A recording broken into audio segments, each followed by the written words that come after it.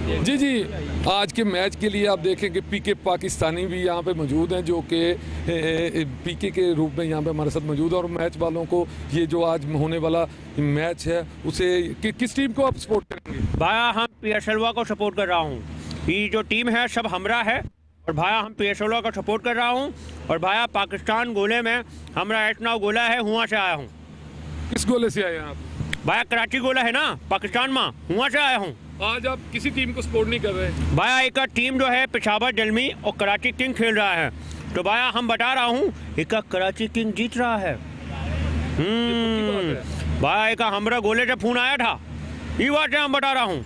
आप गोले से अकेले ही आए हैं? भाई हम अकेले आया था और ये गोले के लोगन जो है बहुत प्यार करते हैं। ये वास्ते हम अपने गोले के लोगन को बताऊंगा इसका पाकिस्तान गोला बहुत अच्छा है। भाई तो कल वाले मैच में आपने किसको सपोर्ट किया था? भाई कल जो है हमारा सरफराज था, उसको सपोर्ट कर रहा था। वो दूसरा धोखा नहीं देता, लेकिन भाई सरफराज ने धोखा नहीं दिया, उसका 1 रन था, तो कोई बात नहीं। भाई इस तरह गेंद पे फैसला हुआ है, आपके गोले वाले उस गेंद को क्या कहते हैं?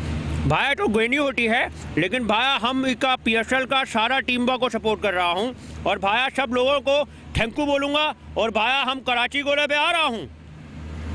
ठीक, thank you Bhaya, thank you.